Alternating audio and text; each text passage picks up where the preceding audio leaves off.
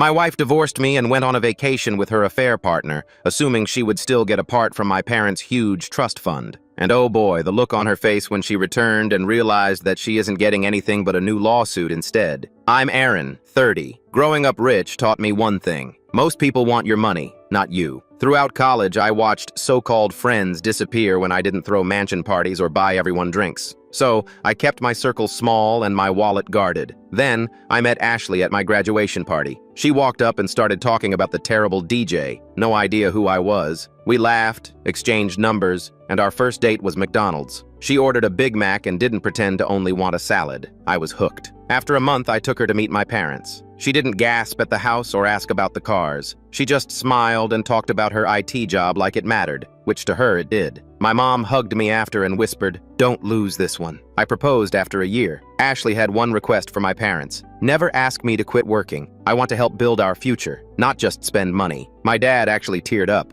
On our second anniversary, they threw a huge party and announced they were adding Ashley to the trust as a beneficiary. She cried and thanked them for accepting her. She met Rob that night. He was the trustee, an accountant handling the fund's legal side. His wife Sarah was a lawyer at the same firm. At parties, I'd see Ashley chatting with Rob in corners, laughing over wine. I thought nothing of it. Why would I? 7 years in, my parents died within 6 months of each other. Dad's heart gave out. Then Mom just followed. I buried myself in work because running the company was easier than feeling everything. Ashley became distant. No, how are you? No comfort, just cold silence. I blamed grief. 2 weeks after Mom's funeral, I left work early. Bought pink roses because Ashley loved them. Used my key to let myself in. Rob was in my living room with suitcases. Ashley appeared behind him, dragging 2 more bags. She looked at me, annoyed. "Oh, damn. I meant to leave a note." My brain couldn't process it. "Rob, are you here about the trust paperwork?" Ashley laughed. "No, sweetie. Rob's here because we're leaving together. Italy first, then his apartment. Well, our apartment now.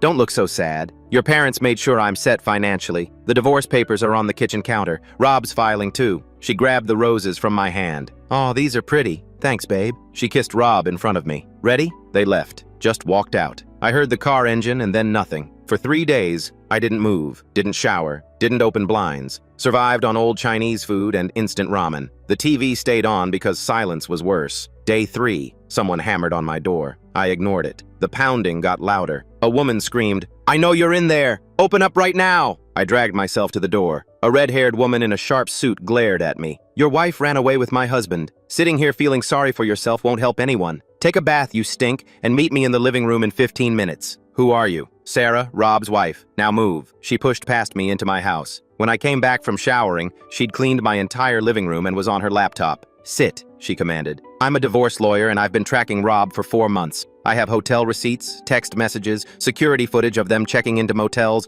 enough to bury both of them." She pulled up a document. "But here's what your cheating wife doesn't know. Your parents added an infidelity clause to the trust 3 years ago after your cousin's messy divorce. Any beneficiary who commits adultery forfeits all rights. Rob knew this. He handles the paperwork. He just didn't tell Ashley." My heart started beating again. "So she gets nothing?" "She's completely cut off," Sarah said, then pulled up Rob's laptop. "But they're not in Italy. I traced Rob's credit card. They're at the Hilton downtown, 40 minutes away." She turned the screen. Security footage from my house. Time-stamped last night at 2 a.m. Ashley and Rob let themselves in while I was passed out. "They've been coming back every night to watch you fall apart." Another clip showed Ashley photographing me asleep, tears on my face. She sent them to Rob, rating my level of destruction. "Yesterday she wrote she's disappointed you're not worse yet." Sarah grabbed my arm hard. "Aaron, look at the timestamp on this footage." She pulled up a new clip. "This is from 20 minutes ago. The video showed Ashley in my bedroom, going through my nightstand, pocketing my father's wedding ring. I stood up so fast my chair hit the wall behind me. My hands were already reaching for my jacket." "They're still there?" Sarah was grabbing her briefcase. "Get in the car, now." I didn't ask questions, just followed her out to her Tesla parked in my driveway. She drove like a woman possessed, weaving between lanes, running a yellow light that was basically red. My heart was pounding the entire time. I kept seeing that video in my head. Ashley's hand closing around my dad's ring, the ring he wore for 35 years, the ring I was supposed to give to my son someday. "Why are you doing this?" I asked. "Helping me, I mean." Sarah's knuckles were white on the steering wheel. "Because Rob thinks he's clever. He thinks he can manipulate documents, seduce my husband's clients, and I'll just sit there like a good little wife. I've been building a case for 4 months. Your wife just handed me everything I needed on a silver platter. We pulled into the Hilton parking garage. Sarah checked her phone. Room 428, 4th floor. His credit card statement updates in real time. Perks of having all his passwords. The elevator ride felt like forever. Sarah kept checking her watch. I kept clenching and unclenching my fists. When the doors opened on the 4th floor, she put a hand on my arm. "Let me do the talking," she said. "You're here as a witness. Stay calm." We walked down the hallway. Beige carpet. Awful abstract art on the walls. Room 428 was at the end. Sarah knocked. 3 firm, professional knocks. "Housekeeping?" she called out, her voice completely different, sweet, apologetic. I heard movement inside. Ashley's voice irritated. "We didn't request housekeeping. Come back later." Sarah knocked again, harder this time, more insistent. Footsteps. The door opened. Ashley stood there in a white hotel robe, hair wet, wine glass in her hand. Her face went from annoyed to shocked to pale in about 2 seconds. "Aaron, how did you?" Sarah didn't wait for an invitation. She pushed past Ashley into the room, and I followed. The room was a mess. Clothes everywhere. Room service trays on the desk. Champagne bottle in an ice bucket. Rob was on the bed in boxer shorts and a t-shirt. Laptop balanced on his knees. When he saw us, he practically jumped off the bed. "Sarah? Jesus Christ, how did you find us?" "I'm a lawyer, you idiot," Sarah said. She pulled out her phone, swiped to the security footage, and shoved it in Ashley's face. "This is from Aaron's house, 30 minutes ago. You broke in and stole his father's wedding ring." Ashley's wine glass almost slipped from her hand. She recovered. "I don't know what you're talking about. We've been here all day." "Empty your pockets," I said. My voice came out steady, cold. I barely recognized it. Ashley laughed. "This is insane. You need to leave before I call security." Sarah smiled. It wasn't a friendly smile. "Go ahead, call them. I have time-stamped video evidence of you breaking and entering. I have geolocation data from Rob's phone placing him at Aaron's address. I have text messages between you two planning it. Call security, please." The color drained from Ashley's face. She set down her wine glass, slowly reached into her robe pocket. She pulled out the ring, didn't hand it to me, just threw it. It bounced off my chest and clattered onto the floor near the bathroom. "Fine, there. You happy now? It was just sitting in a drawer. You weren't even wearing it." I bent down and picked it up. The gold was warm from being in her pocket. My hands were shaking. "You came into my house while I was falling apart and you stole from me." Rob stood up, trying to salvage something. "Look, man, okay, this got out of hand. Maybe we can all just talk about this like adults and—" "Sit down," Sarah snapped. Her voice could have cut glass. Rob sat back down on the bed. She turned to Ashley. "Here's what you don't know. Aaron's parents amended the trust 3 years ago. There's an infidelity clause. Any beneficiary who commits adultery forfeits all rights to the trust. $0. You're completely cut off." Ashley's face went through about 5 different expressions. Confusion, disbelief, panic, then anger. Raw, pure anger. She turned to Rob. "What is she talking about?" Rob was staring at the floor. Wouldn't meet her eyes. "Rob," Ashley's voice was rising. "What the hell is she talking about?" There's a clause," he mumbled. "I thought we could work around it. You thought what?" Ashley was screaming now. "You told me this was foolproof. You said even in a divorce, the trust payout was guaranteed. You said you'd handle everything." "I didn't think we'd get caught this fast," Rob said weakly. "I thought we'd be in Italy by now. I thought—" "You knew?" Ashley grabbed a pillow from the bed and threw it at his head. "You knew about this clause the whole time and you didn't tell me? I thought we could hide it better." Ashley was grabbing things now. The TV remote, a room service menu, anything within reach. She threw them all at Rob. He was covering his head with his arms. "I gave up everything. 7 years. I waited for his parents to die. I played the perfect wife. I did everything you told me to do." She was hitting him now, not throwing things anymore. Open-handed slaps on his chest, his shoulders, his face. Rob was trying to grab her wrists, backing up toward the headboard. "Ashley, stop! You're being crazy!" "Crazy?" She shoved him hard. He fell backward onto the bed, then rolled off onto the floor. The lamp on the nightstand crashed down with him. Glass everywhere. "You ruined my life! You told me I'd be set! You promised me millions!" The door burst open. Hotel security. 2 guys in blazers, one older with gray hair, one younger and built like he worked out for a living. The older one held up his hands. "Everyone needs to calm down right now." Ashley spun around, chest heaving, mascara running down her face even though I didn't think she'd been wearing any earlier. "These people broke into our room." "We knocked," Sarah said calmly. "You opened the door." The younger security guard was looking at the broken lamp, the scattered pillows, Rob on the floor. "Sir, are you okay?" Rob pulled himself up using the nightstand. Yeah,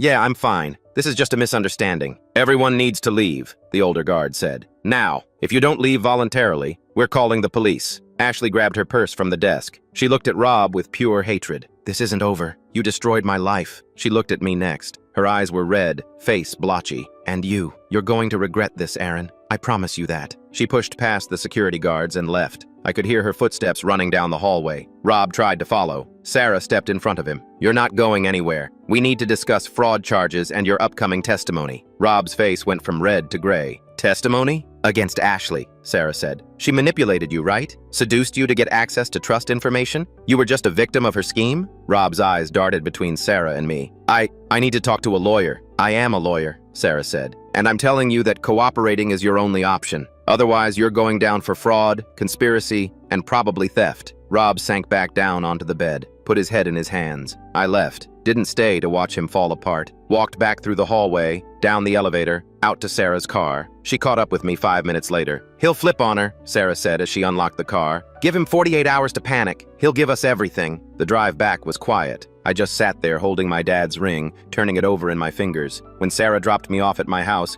she handed me another flash drive. "More insurance," she said. "Hide it somewhere safe." I went inside, locked the door, sat on my couch in the dark for maybe an hour. Then I got up and put the ring in the safe in my office, right next to my mom's wedding ring, which I'd inherited after she died. I thought that was the end of it. I really did. The next morning, I woke up to someone pounding on my front door. I thought maybe it was Sarah with more evidence or information. I looked through the peephole. Ashley. She wasn't crying, wasn't disheveled. Her hair was done, makeup perfect. She was wearing the black dress she wore to my mom's funeral. Heels. Pearl earrings my mom gave her on our wedding day. I opened the door but didn't move aside. "Can I come in?" Her voice was calm, professional almost. "Why?" "Because we need to have an adult conversation." I almost laughed. Adult conversation. But I stepped aside. She walked in like she still lived there, looked around the living room like she was inspecting it, sat down on the couch, crossed her legs, folded her hands in her lap. "Aaron," she started. Her voice was measured, reasonable. "Yesterday got ugly. I know that. Emotions were high, but we're both smart people. We can figure this out without destroying each other."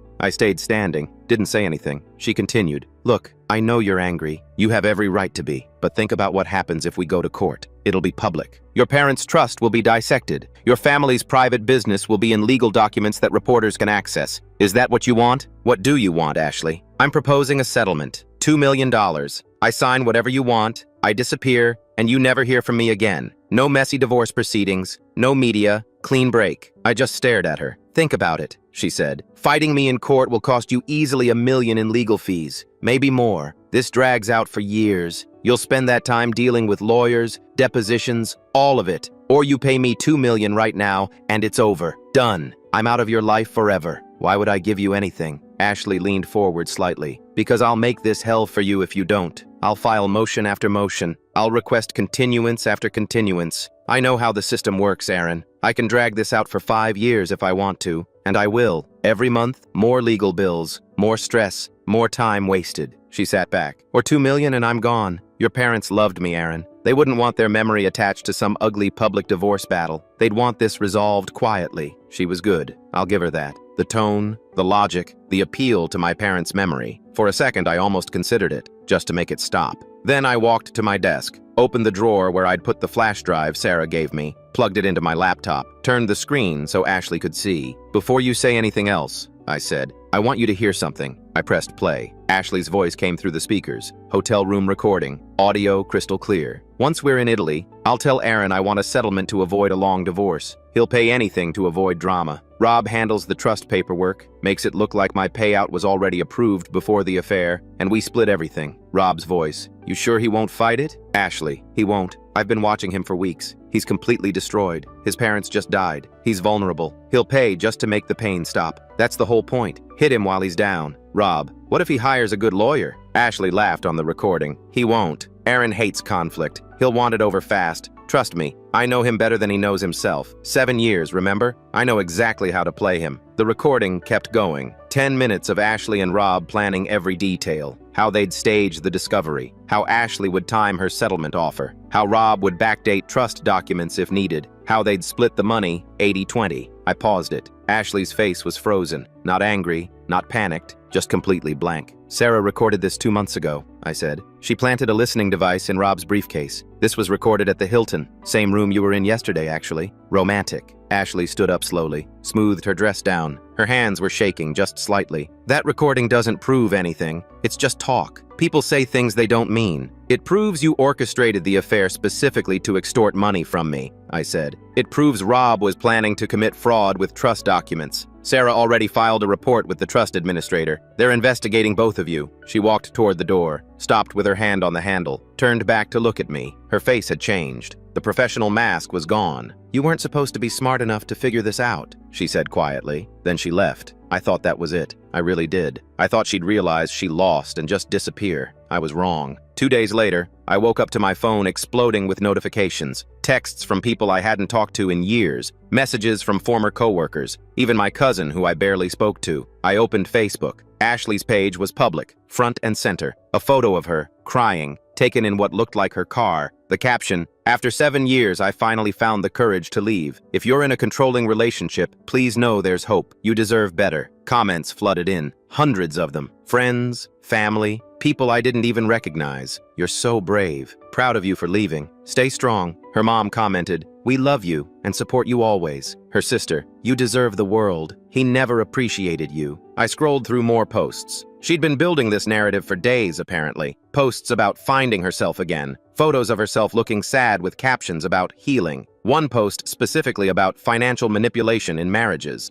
My phone rang. It was Jeremy, a friend from college I still grabbed drinks with sometimes. "Hey man," Jeremy said carefully. "I saw Ashley's posts. Are you okay? I didn't realize things were that bad." "It wasn't," I said. "She's lying." "Oh," long pause. "She said you controlled all the finances, wouldn't let her access money, made her account for every purchase." "That's not true. We had a joint account. She had her own credit cards. She had full access to everything." Another pause. "Look, I'm not trying to take sides here. Just checking on you." He believed her. I could hear it in his voice. 3 more calls like that over the next hour. People awkwardly asking if I was okay, clearly believing Ashley's version. I stopped answering. Then my lawyer called. Not Sarah, my actual family lawyer who'd handled my parents' estate. "Aaron, we need to talk about Ashley's social media activity," he said. "She's building a public narrative. This could affect the divorce proceedings." "She's lying," I said. "I believe you," he said. "But the court of public opinion doesn't require evidence. This could get messy." I didn't sleep that night. Just lay in bed watching my phone light up with notifications. More posts from Ashley, more supportive comments, more people believing her. The next morning, I found the flash drive Sarah had given me, the one with the hotel recording. I made 3 copies, sent one to Ashley's best friend from college, Lisa, one to her sister Kate, one to her mom. I didn't add a message, just the audio file. Within 6 hours, every single one of Ashley's posts was deleted. Lisa called me first. She was crying. "Aaron, I'm so sorry, I had no idea. The things she said in that recording, that's not the Ashley I know. That's the only Ashley there ever was," I said. Kate called next. She wasn't crying. She was angry. "Did she really plan this whole thing? The affair, the settlement, everything?" "Yes." "Jesus Christ." I heard her take a shaky breath. "Our family supported her. We defended her against you, and she was lying the entire time." "Yeah." Her mom called last. She was crying so hard I could barely understand her. "Aaron, sweetie, I'm so sorry. Did she ever actually love you?" I'd been asking myself that same question for days. "I don't know. I don't think so. I need to ask you something," her mom said. "And please be honest. Did Ashley manipulate us too? Me and her father? Were we part of her plan?" I thought about the journal entries Sarah showed me. Ashley's notes about building relationships with my parents, the calculated conversations, the timed emotional moments. "I think she manipulated everyone," I said. Her mom made a sound like something breaking. "She has 1 week. 1 week to get out of our house. I won't have a con artist living under my roof." She hung up. Ashley called me 10 minutes later, not crying this time, screaming. "You sent the recording to my family? My own mother? What the hell is wrong with you?" "You posted lies about me online," I said calmly. "I sent the truth to people who deserved to know it." "That's different. You destroyed my relationship with my family. You destroyed it yourself. I just showed them who you really are." "They kicked me out," her voice cracked. "I have nowhere to go." "You should have thought of that before you photographed me crying in my sleep and sent the pictures to Rob." Silence. "Then, how do you know about that?" "Sarah has everything, Ashley. Every text, every photo, every hotel visit. You were so careful planning the con, but you got sloppy with the execution." She hung up. A week later, Sarah showed up at my house again. She had another box. "Ashley moved out of her parents' place yesterday," Sarah said, "into some studio apartment in the bad part of town. Her dad called me. said I should give you this. They found it while packing her stuff. It was a journal, leather-bound, expensive-looking, the kind you'd buy at some boutique stationery store. I opened it. The first entry was dated 8 years ago, 2 days after my graduation party, 2 days after I met Ashley. Met Aaron Mitchell tonight at graduation party. Boring conversation about DJ, but he seemed interested. Did research when I got home. Family trust worth $8 to $12 million. Parents fully control it. He mentioned them twice in 10 minutes. Close relationship. Strategy. Make them love me first. Get added to trust. Figure out exit strategy after. This could work. My stomach dropped. Sarah sat down next to me. Keep reading. It gets worse. I flipped through pages. Every entry was calculated. Every single one. Week 2. First date with Aaron. McDonald's. His choice. Ordered a Big Mac because guys like girls who eat real food. He talked about college friends leaving him when he stopped throwing parties. Sounds like trust issues. Good. Means he's lonely and his guard is down. This is easier than I thought. Month 1. Meeting his parents this weekend. Research shows his mother volunteers at Children's Hospital. Father collects vintage cars. Topics to bring up. Medical charities. Classic car restoration. Don't mention money. Don't react to the house. Stay humble. Make them think I don't care about wealth. The entry after meeting my parents. They loved me. His mom hugged me. His dad asked about my job like he was genuinely interested. I talked about building a career, not depending on a man financially. They ate it up. Note, his mom responds well to people asking her advice. His dad likes people who work hard. Use this. Month 6. Aaron thinks I'm the one. He told me tonight he's never felt this way before. He actually teared up. It's almost too easy. His parents already treat me like family. Need to time the engagement perfectly. Too soon looks suspicious. Too long and I waste time. Year 1. He proposed. Ring was tasteful, not ostentatious. I cried on cue. His parents threw an engagement party. His mom told me I'm the daughter she never had. His dad took me aside and said I made his son the happiest he's ever been. They trust me completely. Phase 1, complete. Year 2, anniversary party entry. They added me to the trust tonight. I actually cried real tears. Couldn't help it. 8 figures. Mine. Well, partially mine. But that's the starting point. Next phase, meet the trustee, understand the legal structure, find the exit strategy. I looked up at Sarah. She planned this from the first day. Keep reading, Sarah said grimly. The Rob entries. I flipped forward, found the first mention of Rob.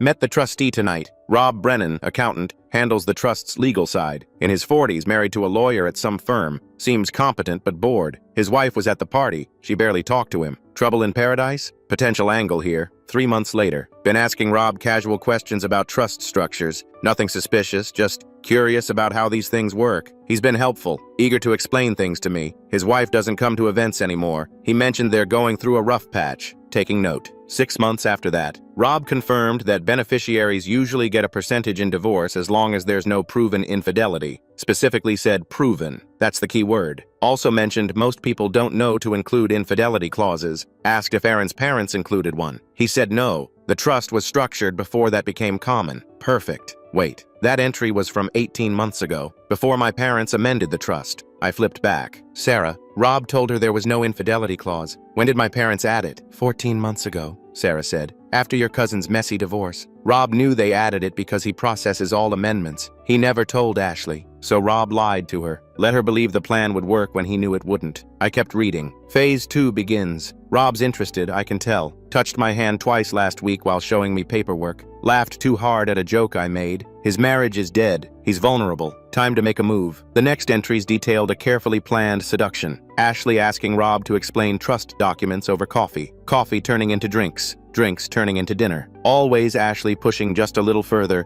building the tension. Then, slept with Rob tonight. He's been wanting it for months. Afterwards, he said he's never felt this way before, that I'm special. Men are so predictable. Now we build the exit plan together. He thinks this is real, that we'll run away together and be happy. Let him think that. I need his cooperation for the paperwork. Entry from 10 months ago. Rob and I finalized the plan. I have affair, but we keep it completely hidden. Wait 2 years after Aaron's parents die. Enough time that it doesn't look suspicious. File for divorce citing incompatibility. Rob processes my trust payout as a beneficiary. No infidelity, no problems. I get roughly $4 million minimum, possibly more depending on how negotiations go. Rob gets 20% for handling the legal side and keeping quiet. We split, maybe stay together, maybe not. Haven't decided yet. Either way, I'm set for life. Just need to wait for Aaron's parents to die. My hands started shaking. I almost dropped the journal. Aaron, Sarah said quietly, look at the dates. I looked. These entries were all from before my parents got sick, before my dad's heart attack,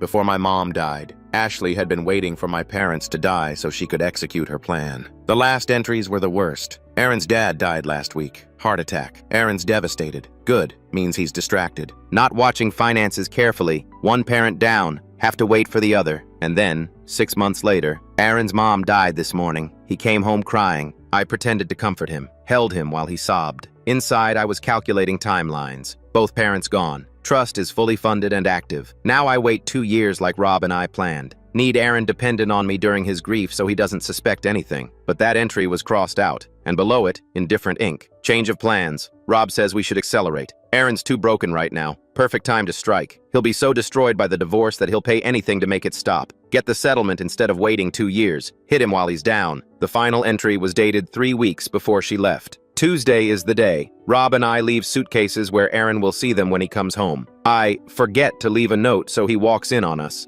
Act caught, act sorry but firm. Drop the Italy story so he thinks we're running away. He'll panic, maybe chase us. Then I offer the settlement. $2 million to go quietly. Avoid the drama. Rob confirmed he can backdate trust documents if needed to make my payout look pre-approved. This is it. $4 million minimum when everything's done. 7 years of playing the perfect wife will finally pay off. Below that, one more line. If Aaron was smart, he'd see this coming, but he's not. He actually thinks I love him. That's what makes this perfect. I closed the journal, set it on the coffee table like it was contaminated. Sarah was watching me carefully. You okay? She planned everything, I said. My voice sounded hollow. From the first day, every conversation, every smile, every time she said she loved me, it was all fake. I'm sorry, Sarah said. I know that doesn't help, but I'm sorry. What happens now? She pulled out her phone, started typing. Now I send these photos to the trust administrator. This journal is evidence of fraud, premeditated fraud. Ashley didn't just commit adultery. She conspired to defraud the trust through calculated deception over multiple years. That's a crime?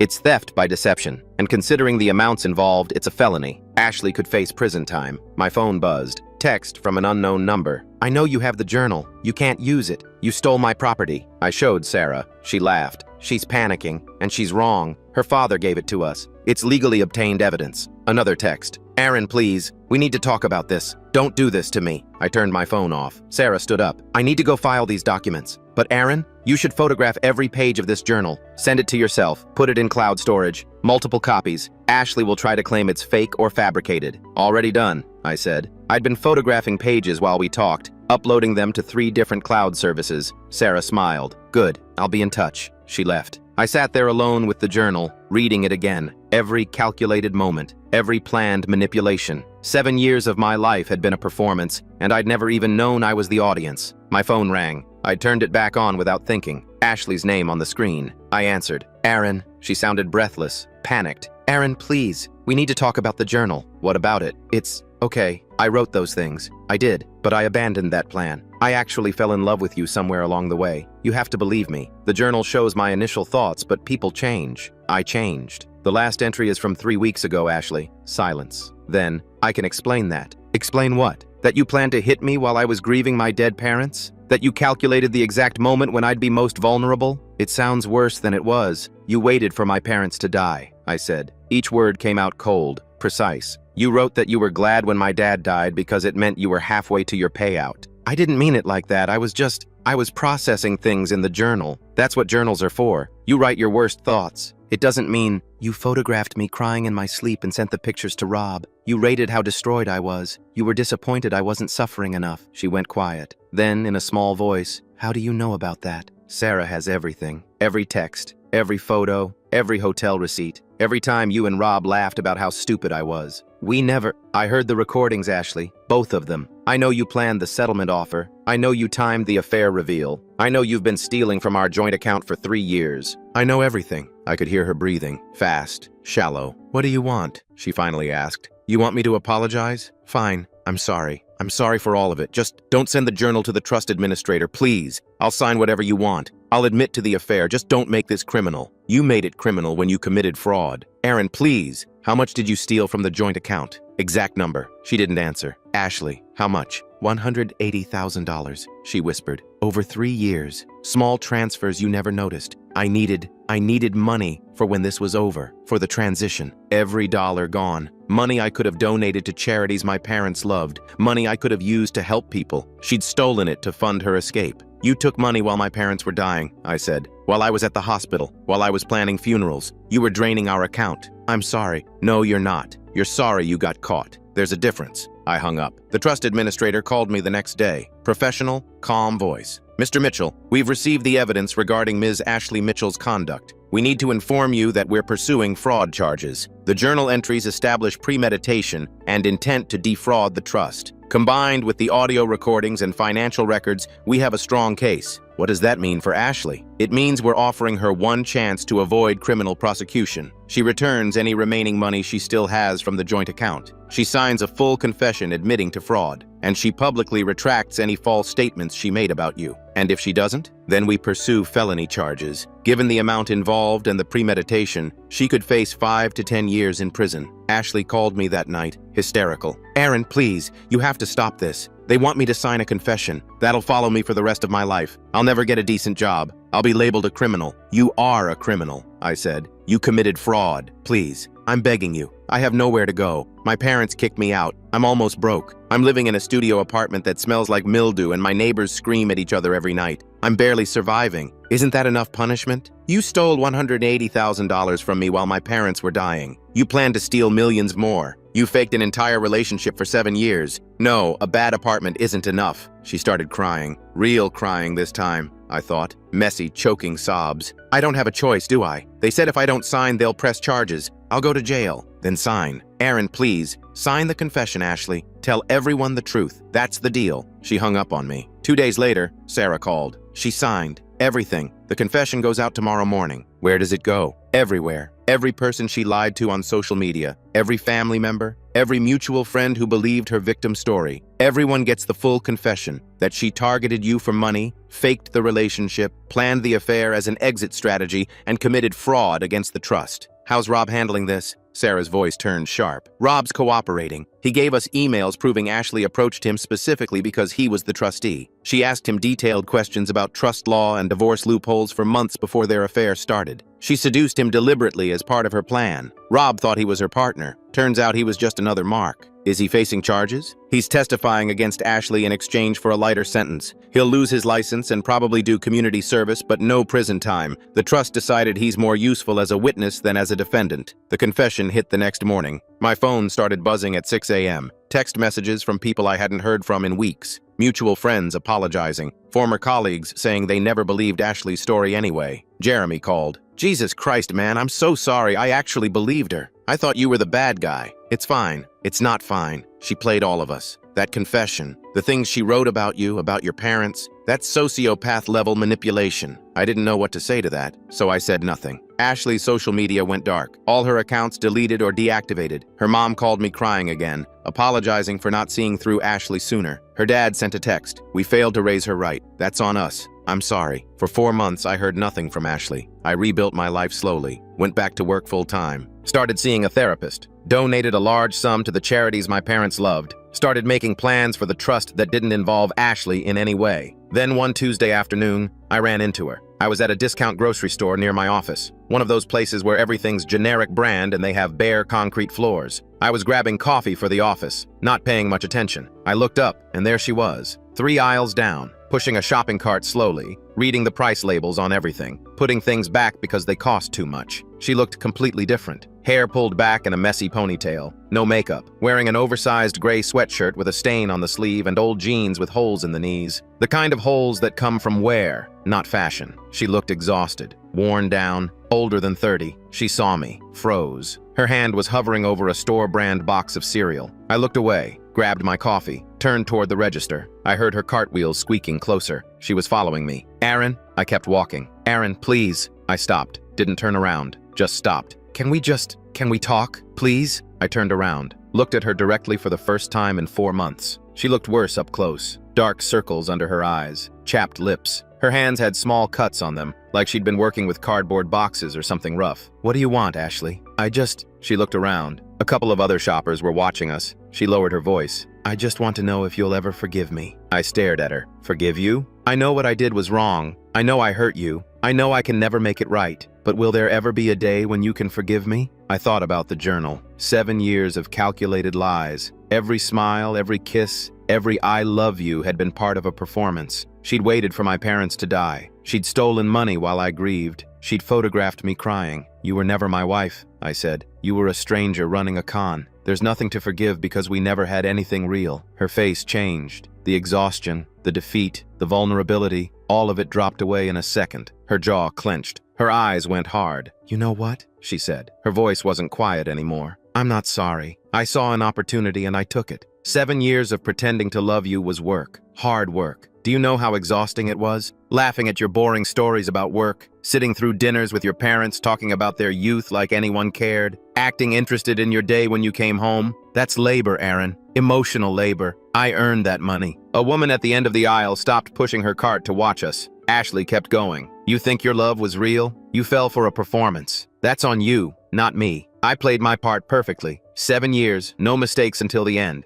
The fact that I didn't get paid doesn't mean I didn't do the work. You got a wife who made you look good, made your parents happy, played the part you needed. That has value. You just don't want to admit it. She stepped closer. Her voice was rising now. I should have gotten something. 7 years of my life I gave you. You got to feel loved. You got to show your parents you found someone. You got to look like a normal person with a normal marriage. I provided a service. That service deserves compensation. A store employee had stopped stocking shelves to listen. An older man with a gray beard was openly staring. You know what the worst part is? Ashley said. I actually was good at it. I was so good at being your wife that even you couldn't tell it was fake. That takes skill. That takes talent. And you want to act like it was nothing? Like I just took your money for no reason? I worked for it. Every day for 7 years I worked. She laughed. It sounded slightly unhinged. Rob was right about one thing. He said you were too soft to see it coming. He said you'd believe anything because you wanted to be loved so badly. And he was right. You ate up every lie I fed you. You were easy. The woman at the end of the aisle had her phone out now. Might have been recording. Ashley noticed. Didn't care. I'm not sorry, she said again.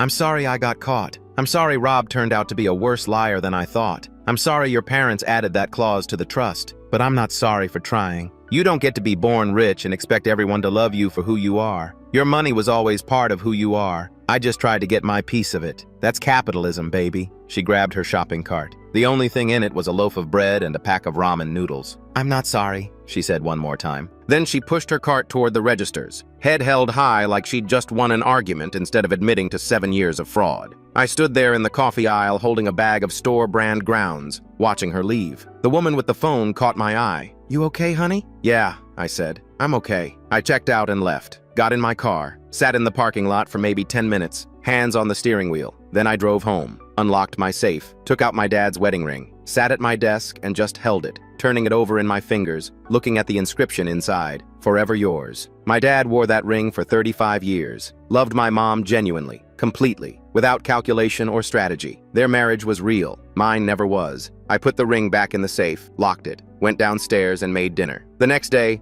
I called the trust administrator. I want to set up a foundation, in my parents' names, for people recovering from financial fraud. That's a wonderful idea, she said. How much are you thinking? $5 million to start? More later? May I ask what inspired this? My ex-wife, I said. She taught me that some people only see dollar signs when they look at other people. I want to help the people who get hurt by that. The foundation launched 3 months later. We helped 47 people in the first year, victims of romance scams, financial manipulation, family theft, people who'd been used the way I was used. It didn't fix what Ashley did, but it meant something good came from it. I never saw her again after that day in the grocery store, never looked her up online, never asked mutual friends how she was doing.